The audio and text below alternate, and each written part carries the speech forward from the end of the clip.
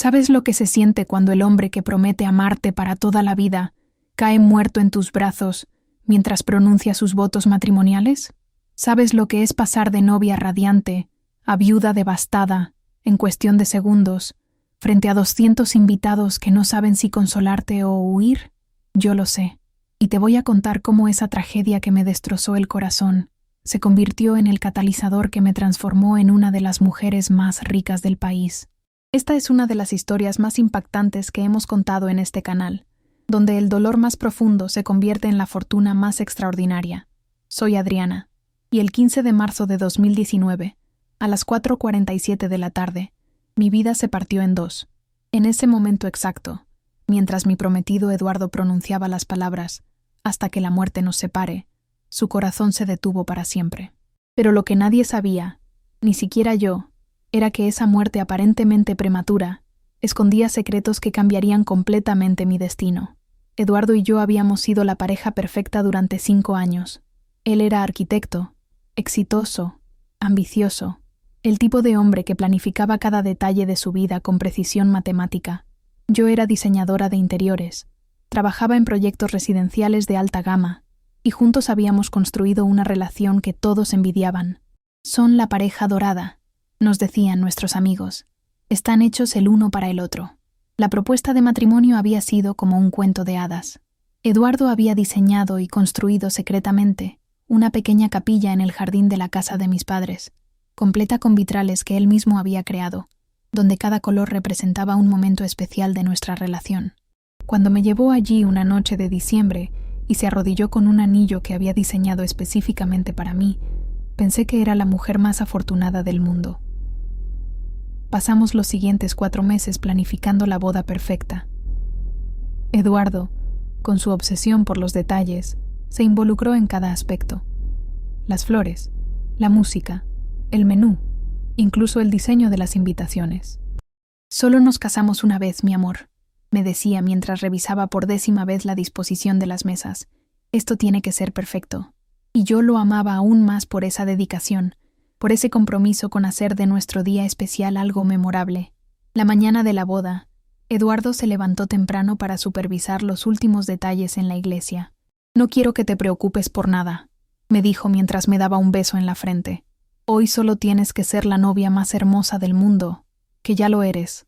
Fueron las últimas palabras normales que intercambiamos, las últimas palabras de nuestra vida como pareja comprometida antes de que todo cambiara para siempre. La ceremonia comenzó perfectamente. Yo caminé hacia el altar del brazo de mi padre, viendo a Eduardo parado allí con su smoking impecable, sonriéndome con esa sonrisa que había enamorado 5 años atrás. Los 200 invitados se levantaron para recibirme. Las flores estaban exactamente como las habíamos planeado. La música sonaba celestial. Todo era exactamente como lo habíamos soñado. El padre Martínez comenzó la ceremonia con las palabras tradicionales sobre el amor, el compromiso, la vida compartida. Eduardo y yo nos mirábamos a los ojos, completamente absortos el uno en el otro, ignorando todo lo que nos rodeaba. Cuando llegó el momento de los votos, Eduardo tomó mis manos y comenzó a hablar con esa voz profunda que tanto amaba. «Adriana», comenzó, «prometo amarte en la salud y en la enfermedad, en la riqueza y en la pobreza, en los momentos felices y en los difíciles, hasta que la muerte nos separe». En el momento exacto que pronunció esas últimas palabras, su rostro cambió. Una expresión de confusión cruzó sus ojos, luego dolor, luego pánico. «Eduardo, ¿qué pasa?», le pregunté, sintiendo cómo sus manos se volvían frías entre las mías. No pudo responder. Se llevó una mano al pecho. Sus ojos se pusieron en blanco y se desplomó hacia adelante. Lo atrapé antes de que cayera completamente, pero su peso muerto me arrastró hacia el suelo. «¡Eduardo! ¡Eduardo!», gritaba, arrodillada en el suelo de la iglesia con su cabeza en mis brazos, mi vestido de novia manchándose con la sangre que salía de su boca. El caos que siguió fue surreal. Gritos de los invitados, alguien gritando «¡Llamen a una ambulancia!», mi madre sollozando histéricamente, los padrinos tratando de revivirlo con CPR. Pero yo sabía, con esa certeza terrible que a veces llega en los momentos más oscuros, que Eduardo ya se había ido. Sus ojos, que momentos antes me miraban con amor infinito, ahora estaban vacíos, fijos en un punto del techo que yo no podía ver. Los paramédicos llegaron en 10 minutos que se sintieron como horas. Trabajaron en él durante otros 20 minutos, utilizando todas las técnicas de reanimación posibles, pero finalmente uno de ellos me miró con compasión profesional y movió la cabeza. «Lo siento mucho», me dijo suavemente. «Hicimos todo lo que pudimos. Infarto masivo». Esas fueron las palabras que el médico forense usó para explicar por qué un hombre aparentemente saludable de 32 años había muerto instantáneamente en el altar. «A veces pasa», me explicó con esa frialdad clínica que los doctores usan para distanciarse del dolor humano. «Defectos congénitos que nunca se detectan. Arterias bloqueadas que no muestran síntomas hasta que es demasiado tarde. No hay nada que pudiera haberse hecho». Los días siguientes fueron una pesadilla borrosa. El funeral al que asistieron las mismas personas que habían venido a nuestra boda, pero ahora vestidas de negro en lugar de colores festivos. Los pésames interminables de gente que no sabía qué decir frente a una tragedia tan absurda. Las preguntas de los reporteros que habían escuchado sobre la novia que se convirtió en viuda en el altar y querían convertir mi dolor en entretenimiento. Pero lo peor era regresar a nuestra casa, la casa que habíamos comprado juntos 6 meses antes, donde cada objeto me recordaba los planes que nunca se cumplirían. La cocina donde habíamos planeado cocinar juntos como matrimonio, la habitación que íbamos a convertir en nursery cuando tuviéramos hijos, el estudio donde Eduardo trabajaba en sus proyectos arquitectónicos y donde aún estaban los planos de la casa que habíamos soñado construir juntos en el futuro. Fue en ese estudio, una semana después del funeral, donde encontré el primer indicio de que la vida de Eduardo había sido muy diferente a lo que yo había creído. Estaba empacando sus cosas personales cuando encontré una llave pequeña escondida detrás de uno de sus libros de arquitectura. Una llave que no reconocía, que no habría nada en nuestra casa, que Eduardo nunca había mencionado. Mi curiosidad se intensificó cuando, al revisar más cuidadosamente sus cosas, encontré un recibo de una caja de seguridad en un banco que no era donde nosotros teníamos nuestras cuentas conjuntas. El recibo estaba fechado 2 semanas antes de nuestra boda, y la llave que había encontrado tenía grabado el mismo número que aparecía en el documento. 2 días después estaba sentada en el banco, nerviosa y confundida, explicándole al empleado que era la beneficiaria de mi difunto prometido y que necesitaba acceder a su caja de seguridad. Después de revisar una montaña de documentos legales y certificados de defunción, finalmente me llevaron a la bóveda subterránea donde estaba ubicada la caja número 847. Lo que encontré dentro cambió completamente mi comprensión de quién había sido Eduardo. Y más importante, cambió completamente mi futuro financiero. La caja contenía documentos que revelaban que Eduardo no había sido solo un arquitecto exitoso.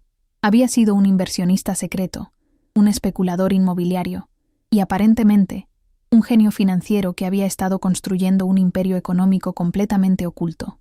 Había certificados de acciones por valor de $2 millones, títulos de propiedades de 3 edificios comerciales en el centro de la ciudad que yo desconocía completamente, contratos de sociedades en proyectos de desarrollo inmobiliario que valían millones, cuentas bancarias en mi nombre que contenían más dinero del que había visto en toda mi vida, y lo más impactante, una carta dirigida específicamente a mí, fechada una semana antes de nuestra boda.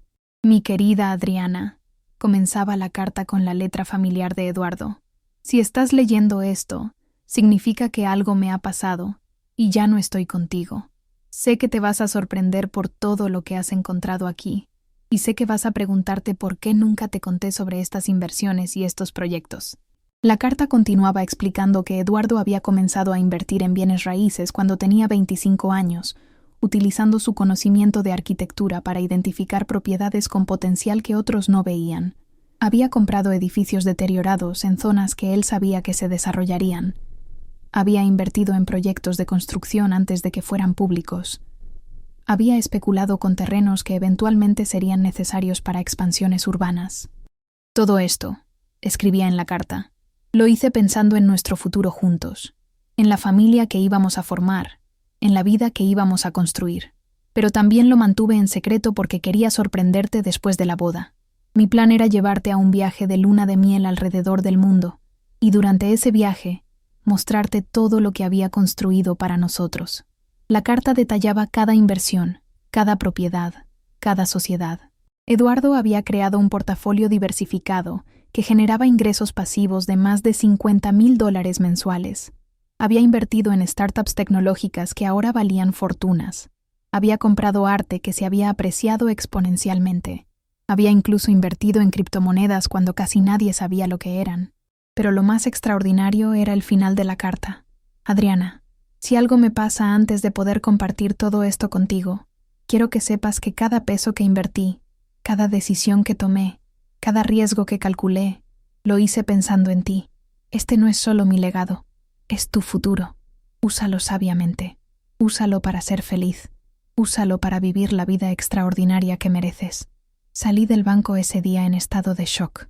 En una semana había pasado de ser una viuda devastada sin recursos aparentes para el futuro, a ser heredera de una fortuna que superaba los $10 millones. Eduardo, el hombre que creía conocer completamente, había resultado ser un visionario financiero que había construido un imperio secreto específicamente para nuestro futuro juntos. Pero heredar dinero y saber qué hacer con él son dos cosas completamente diferentes. Durante las siguientes semanas, mientras consultaba a abogados especializados en herencias y asesores financieros para entender exactamente qué había heredado, me di cuenta de que Eduardo me había dejado algo más valioso que dinero. Me había dejado un mapa detallado de cómo generar riqueza a través de inversiones inteligentes. Cada documento que había dejado incluía notas explicativas. Compré este edificio porque está a 3 cuadras del nuevo centro comercial que se anunciará el próximo año. Invertí en esta startup porque su tecnología resuelve un problema real que va a explotar comercialmente. Adquirí este terreno porque la ciudad necesitará expandir la autopista en esta dirección dentro de 5 años. Eduardo no solo me había dejado rico, me había dejado educada. Había convertido su estrategia de inversión en un curso personalizado de creación de riqueza, y yo era su única estudiante. Decidí que la mejor manera de honrar su memoria era no solo conservar lo que había construido, sino expandirlo. Si Eduardo había logrado crear 10 millones partiendo de cero en 7 años, ¿qué podría lograr yo partiendo de 10 millones y con su conocimiento como guía? Pero antes de poder implementar cualquier estrategia de crecimiento, tenía que enfrentar algo que no esperaba. La familia de Eduardo no estaba nada feliz con mi inesperada herencia, y estaba dispuesta a luchar legalmente para quitarme todo lo que él me había dejado. La primera confrontación con la familia de Eduardo llegó exactamente 2 semanas después de que descubriera la herencia. Su madre, Esperanza, llegó a mi casa acompañada por su hermano mayor, Roberto, y un abogado que claramente no era barato. No vinieron a consolarme en mi duelo ni a compartir recuerdos de Eduardo. Vinieron a guerra. Adriana, comenzó Esperanza sin siquiera sentarse cuando le ofrecí café. Necesitamos hablar sobre la situación financiera de Eduardo. Hemos descubierto que hay discrepancias en la forma en que se distribuyeron sus bienes. ¿Discrepancias?, pregunté confundida. Eduardo me dejó todo claramente documentado. Tengo todos los papeles legales que confirman que yo soy la beneficiaria de sus inversiones. Roberto, un hombre corpulento con la misma mandíbula cuadrada de Eduardo, pero sin su calidez, se adelantó agresivamente. Esos papeles pueden ser legales, pero no son justos. Eduardo era nuestro hijo, nuestro hermano. Su dinero debería quedarse en la familia, no irse con alguien que solo lo conoció 5 años. El abogado, un hombre delgado con traje caro que emanaba arrogancia, abrió su portafolio. Señorita Adriana, me dijo con un tono condescendiente, mi nombre es licenciado Herrera, y represento a la familia Mendoza en este asunto. Hemos revisado cuidadosamente la situación legal de la herencia de Eduardo, y creemos que hay bases suficientes para impugnar la validez de esos documentos. ¿Impugnar?, repetí, sintiendo cómo la incredulidad se convertía en indignación. ¿Con qué bases? Bueno, continuó el abogado, para empezar, es altamente sospechoso que Eduardo haya transferido todos estos activos a su nombre poco antes de la boda. Eso podría interpretarse como coerción, manipulación, incluso fraude. Además, Eduardo nunca les mencionó a sus padres estas inversiones millonarias, lo cual es extraño para alguien que siempre había sido muy cercano a su familia. Esperanza se acercó a mí con lágrimas que parecían más calculadas que genuinas. Adriana, yo no estoy diciendo que Eduardo no te amara, pero $10 millones es mucho dinero. Tal vez tú lo presionaste para que pusiera todo a tu nombre. Tal vez él se sintió obligado por la boda, por la presión social. ¿Me está acusando de haber manipulado a Eduardo?, pregunté, sintiendo cómo la rabia crecía en mi pecho. No te estamos acusando de nada, intervino Roberto, pero tienes que admitir que es muy conveniente que Eduardo haya muerto justo después de transferirte una fortuna. Muy, muy conveniente. La insinuación era clara y repugnante. No solo estaban sugiriendo que había manipulado a Eduardo, sino que estaban implicando que de alguna manera había estado involucrada en su muerte. Era tan absurdo, tan cruel, tan ofensivo, que por un momento me quedé sin palabras. «Quiero que salgan de mi casa», les dije finalmente, mi voz temblando de furia contenida. «Ahora mismo». «Adriana», dijo el abogado con esa sonrisa falsa que usan los depredadores legales, «entendemos que esto es emocional para ti, pero te sugerimos encarecidamente que consideres llegar a un arreglo amistoso. Una batalla legal puede ser muy costosa, muy pública, muy desagradable para tu reputación, especialmente considerando las circunstancias tan inusuales de la muerte de Eduardo». «¿Es una amenaza?», pregunté. «Es una advertencia amistosa», respondió Roberto. «Nosotros tenemos recursos, tenemos contactos, tenemos tiempo. Podemos hacer que esto se vuelva muy complicado para ti. O puedes ser razonable y dividir la herencia de manera justa. Digamos, 60% para la familia, 40% para ti. Todos ganamos. Nadie sale lastimado». Los acompañé hasta la puerta sin decir una palabra más. Pero esa noche, sola en mi casa, me di cuenta de que enfrentar el dolor de haber perdido a Eduardo había sido solo el primer desafío. Ahora tenía que luchar por mantener lo que él había construido específicamente para mí, contra personas que estaban dispuestas a destruir su memoria para quedarse con su dinero. Al día siguiente contraté al mejor abogado especialista en herencias de la ciudad, el licenciado Morales, un hombre de 60 años con una reputación impecable y una tasa de éxito del 95% en casos complejos. Cuando le expliqué la situación, su expresión se endureció. «Adriana», me dijo después de revisar todos los documentos, «lo que la familia de Eduardo está haciendo se llama extorsión elegante. No tienen ninguna base legal para impugnar esta herencia. Los documentos están perfectamente en orden. Las transferencias fueron hechas cuando Eduardo estaba completamente sano mental y físicamente, y además, tienes esa carta donde él explica específicamente sus intenciones». «Entonces, ¿por qué están tan seguros de que pueden ganar?», pregunté. «Porque están apostando a que tú vas a tener miedo de pelear», respondió con una sonrisa que me tranquilizó inmediatamente. «Están asumiendo que eres una viuda vulnerable que va a ceder ante la presión para evitar un escándalo público. Lo que no saben es que yo he visto esta táctica 100 veces y tengo formas muy efectivas de detenerla. El licenciado Morales no solo defendió mi derecho a la herencia, sino que contraatacó agresivamente. Demandó a la familia Mendoza por difamación, acoso e intento de extorsión. Además, inició una investigación sobre las finanzas de Roberto, que resultó revelar algunas irregularidades fiscales muy interesantes que lo pusieron en una posición muy vulnerable.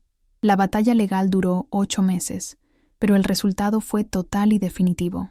No solo mantuve el 100% de la herencia de Eduardo, sino que la familia Mendoza tuvo que pagarme daños y perjuicios por difamación, más todos mis gastos legales. El juez fue especialmente duro en su sentencia final. «Es particularmente repugnante», declaró durante la lectura del veredicto, «ver a una familia que intenta aprovecharse del dolor de una viuda para apropiarse de bienes que claramente no les pertenecen. Los documentos muestran inequívocamente que el señor Eduardo Mendoza tomó decisiones conscientes y deliberadas sobre el destino de sus bienes, y esta corte va a respetar esas decisiones completamente. Pero ganar la batalla legal fue solo el comienzo. Durante esos 8 meses de litigio, había aprendido algo crucial. Tenía que dejar de ser solo la beneficiaria pasiva de la visión de Eduardo y convertirme en una inversionista activa con mi propia estrategia. El dinero que había heredado era solo el punto de partida, no el destino final. Estudié cada una de las inversiones de Eduardo, no solo para entender qué había comprado, sino para entender por qué lo había comprado. Leí cada libro de su biblioteca personal sobre inversiones, desarrollo urbano, análisis de mercado. Tomé cursos en línea sobre gestión de portafolios, valoración de activos, estrategias de crecimiento. Me convertí en estudiante de tiempo completo de algo que nunca había planeado aprender. Pero mi verdadera educación vino cuando decidí verificar personalmente cada una de las predicciones que Eduardo había hecho en sus notas. El edificio que había comprado, porque estaba cerca del futuro centro comercial, efectivamente se había revaluado un 300% cuando anunciaron la construcción. La startup tecnológica en la que había invertido había sido adquirida por Google por 10 veces su valor original. El terreno que había comprado para la futura expansión de la autopista ahora valía 20 veces lo que él había pagado. Eduardo no solo había sido un buen inversionista, había sido un visionario con una capacidad casi sobrenatural para predecir tendencias de desarrollo urbano. Y yo había heredado no solo su dinero, sino acceso a su método de análisis. Decidí que mi primera inversión independiente sería una prueba de si realmente había aprendido de sus enseñanzas. Identifiqué un barrio que estaba comenzando a gentrificarse, donde los precios todavía eran bajos, pero donde todos los indicadores mostraban que habría desarrollo significativo en los próximos 5 años. Compré 3 edificios pequeños por un total de $800,000. La transformación fue exactamente como la había predicho. En 18 meses, esos 3 edificios valían $2.5 millones. No solo había recuperado mi inversión, sino que había generado un retorno del 200%. Más importante, había demostrado a mí misma que podía aplicar los principios de Eduardo exitosamente. Eso me dio la confianza para hacer inversiones más grandes y más audaces. Compré un edificio comercial completo por 3 millones. Lo renové completamente y lo convertí en un centro de oficinas para startups tecnológicas. En 2 años generaba ingresos de alquiler por $500,000 anuales y su valor se había triplicado. Invertí en 6 startups diferentes, aplicando el mismo análisis que Eduardo había usado: identificar tecnologías que resolvían problemas reales antes de que fueran mainstream. 3 de esas startups fracasaron completamente, pero las otras 3 se convirtieron en éxitos masivos que me generaron retornos de más de 1000%. En 5 años, había convertido los 10 millones que Eduardo me había dejado en más de $50 millones. Pero más importante que el crecimiento financiero era el crecimiento personal. Había pasado de ser una diseñadora de interiores dependiente del éxito de otros a ser una inversionista sofisticada con mi propia visión del mercado. El momento más simbólico de mi transformación llegó cuando decidí comprar el edificio donde había trabajado como diseñadora antes de que Eduardo muriera. La empresa que me había empleado durante años había quebrado durante la pandemia y el edificio estaba en venta por una fracción de su valor original.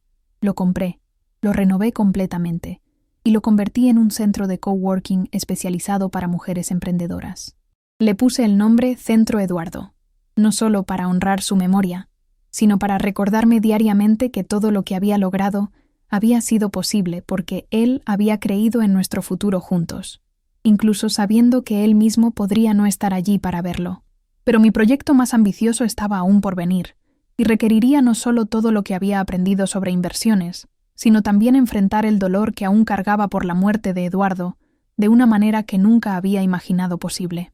El proyecto que cambiaría todo comenzó con una llamada inesperada 3 años después de la muerte de Eduardo. Era el doctor Ramírez, el cardiólogo forense que había realizado la autopsia de mi esposo. Su voz sonaba extraña, casi nerviosa, cuando me pidió que nos reuniéramos para discutir algunos hallazgos adicionales relacionados con el caso de Eduardo.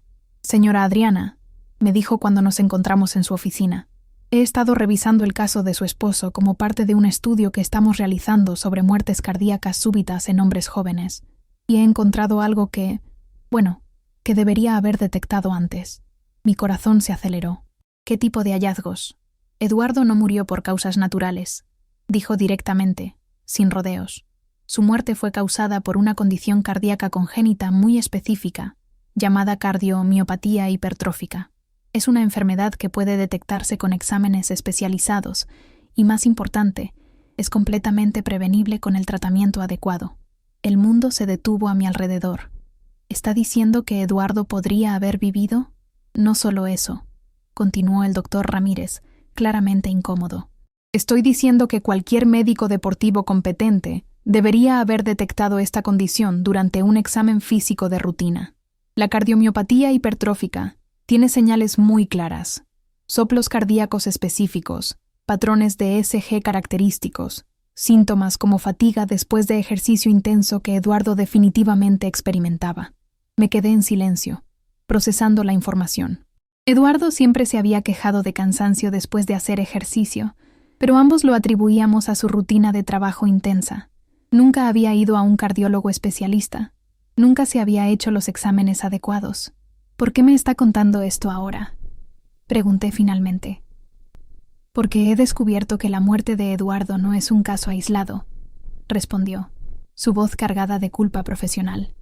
En los últimos 5 años, he realizado autopsias a 17 hombres entre 20 y 40 años que murieron súbitamente de cardiomiopatía hipertrófica. 17 hombres que podrían estar vivos hoy si hubieran tenido acceso a screenings cardíacos preventivos adecuados. Esa revelación me golpeó como un tsunami emocional.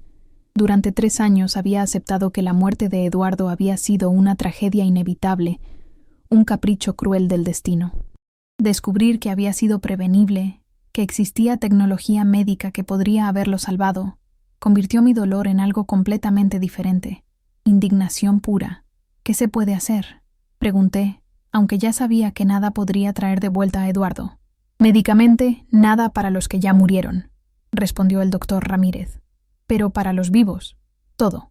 Si tuviéramos programas de screening cardíaco accesibles para hombres jóvenes, podríamos detectar estas condiciones antes de que sean fatales.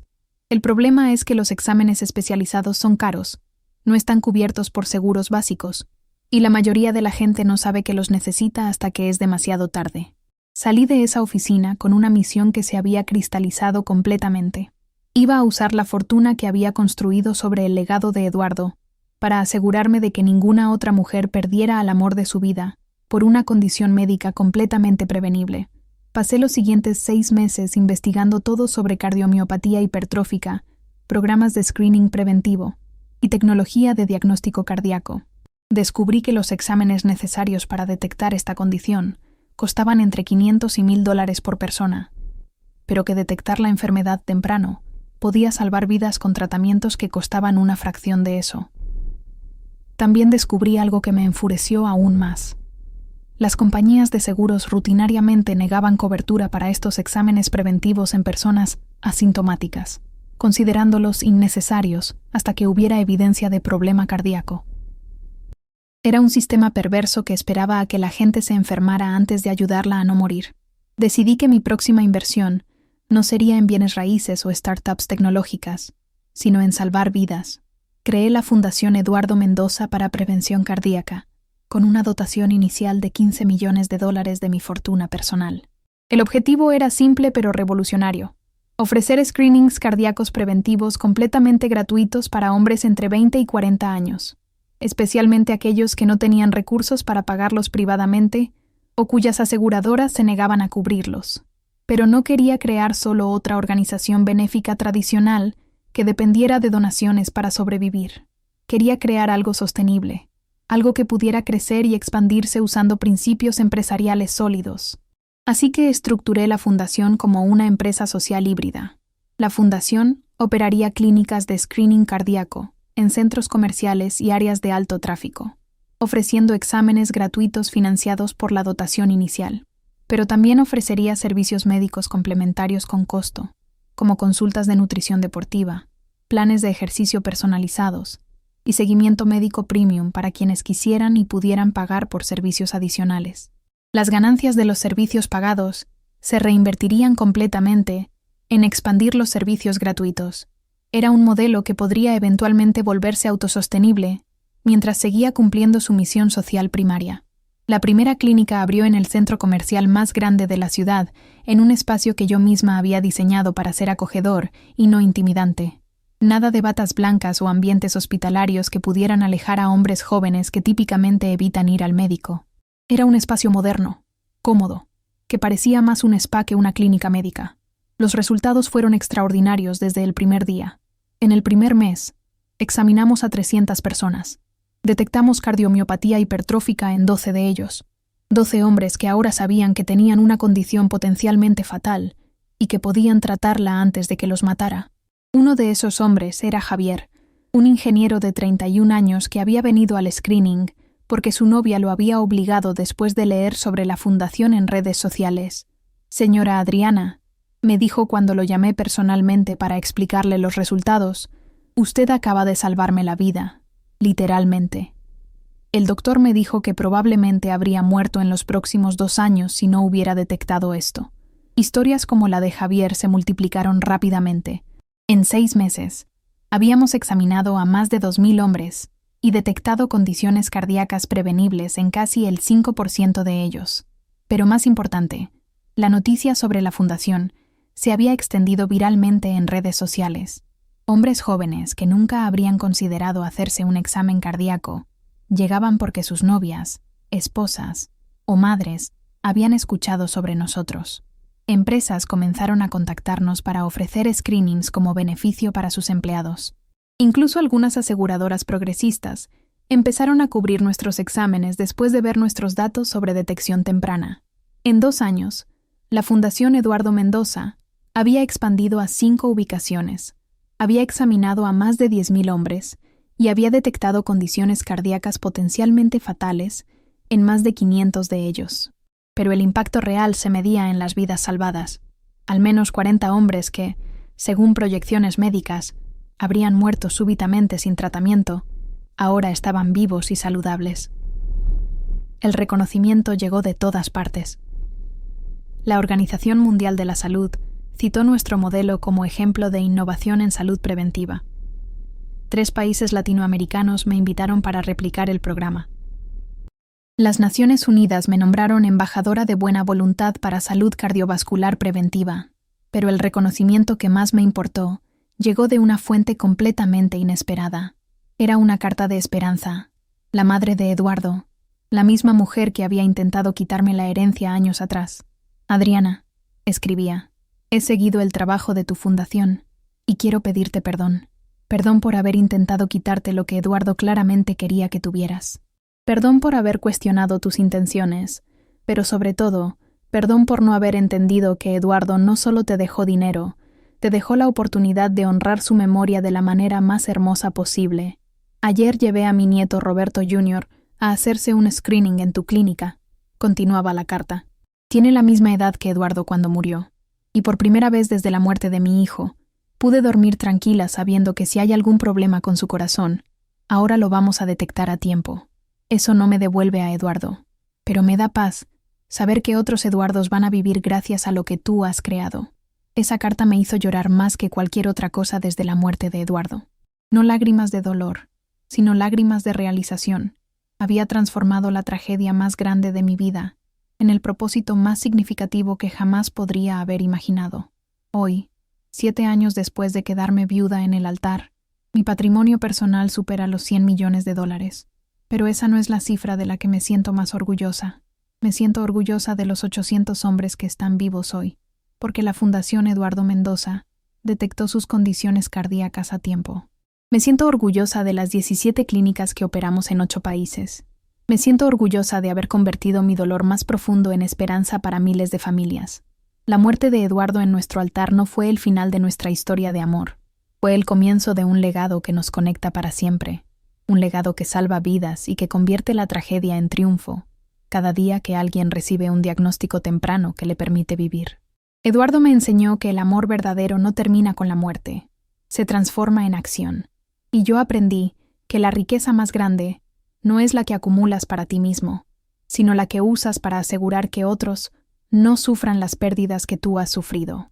Si esta historia te conmovió, si te hizo reflexionar sobre cómo las tragedias más profundas pueden convertirse en propósitos más grandes, dale like presionando el botón de pulgar arriba. Y si quieres escuchar más historias de mujeres que transformaron su dolor más devastador en impacto más extraordinario, suscríbete al canal presionando el botón rojo de suscribir y activa las notificaciones. Cuéntame en los comentarios. ¿Has convertido alguna pérdida personal en motivación para ayudar a otros? ¿Crees que nuestras tragedias pueden tener propósito más allá del dolor? Cada día comparto historias reales de mujeres que se negaron a ser definidas por sus pérdidas y eligieron ser definidas por su legado. Porque a veces, la vida más extraordinaria nace exactamente en el momento cuando pensamos que todo ha terminado.